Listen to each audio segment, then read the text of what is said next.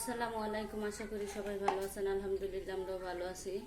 তো আজকে আপনাদের সাথে শেয়ার করব তেলাপিয়া মাছ দিয়ে পটল আলু দিয়ে রান্না করব। পটল আলুটা আমি ভেজে নিব, হলুদ লবণ দিয়ে রেখেছি। মাছগুলো লবণ হলুদ দিয়ে মেখে রেখেছি। আর এই তো উপকরণ: পেঁয়াজ কাটা, আদা বাটা, রসুন বাটা, জিরা বাটা, হলুদ মরিচ, সাথে লবণও আছে। সব উপকরণগুলো নিয়ে নিয়েছি। আর হ্যাঁ, ভিডিওটা দেখা শুরুতে একটা লাইক দিয়ে দেখা শুরু করবেন। আর আমার চ্যানেলটা সাবস্ক্রাইব করে আমার পাশে থাকবেন।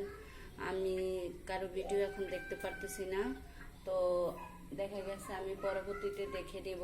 আর মাঝে মাঝে একটু দেখি ঢুকি, তো এতে করে আপনারা কেউ কিছু মনে করবেন না। তো চলেন রান্নাটা শুরু করে দেই।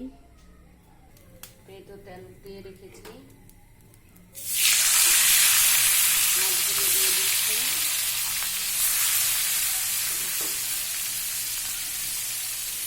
কারণ আমি আজকে একবেলা তরকারি রান্না করবো, এখন সন্ধ্যাবেলা রাত্রের জন্য শুধু রান্নাটা করবো।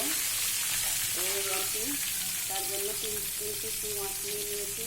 অল্প করে রান্না করবো, যেহেতু একবেলা। মাছটা ভাজা হোক।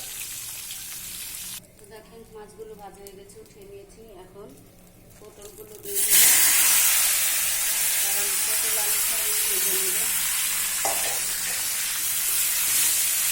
ভাজা করতে থাক। দেখেন পটল আলুগুলো ভাজা হয়ে গেছে, উঠিয়ে নেব। পেঁয়াজগুলো দিয়ে দিচ্ছি।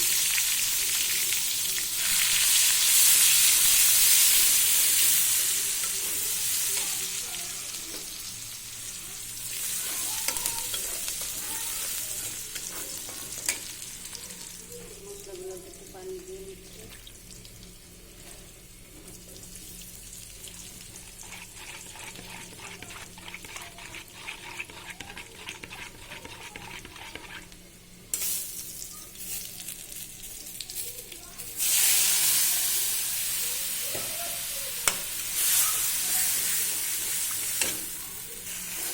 দেখেন সুন্দরভাবে কষানোটা হয়ে গেছে। এখন আমি পটল আলুগুলো ঢেলে দেবো।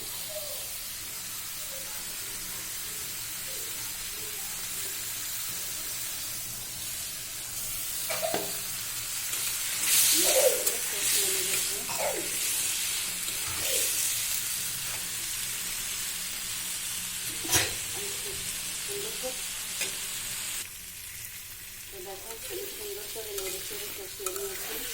যেহেতু এগুলো ভাজা হাফ সেদ্ধই ছিল, ঝোল দিয়ে দেবো। আমি ঝোলটা মোটামুটি ঝোল রাখবো তরকারিতে, তো যার জন্য দেখা গেছে একটু ঝোল দিলাম। দেখি আলুটা কেমন সিদ্ধ হয়েছে। হ্যাঁ, আলুটাও সিদ্ধ হয়ে গেছে। যেহেতু ডাল রান্না করবো না, আমি হালকা ঝোল ঝোল রাখবো। মাছগুলো দিয়ে দিচ্ছি।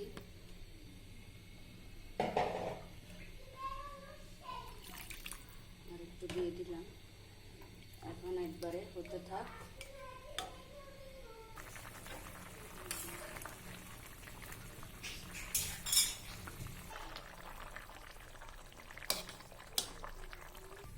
তো এই তো দেখেন অবশেষে রান্নাটা হয়ে গেছে। কালারটা কত সুন্দর এসেছে। আমার ভিডিওটা ভালো লাগলে আমার চ্যানেলটা সাবস্ক্রাইব করে আমার পাশে থেকে যাবেন, কমেন্টে জানাবেন। সবাই ভালো থাকবেন, সবার জন্য দোয়া ও ভালোবাসা রইল। আল্লাহ হাফেজ।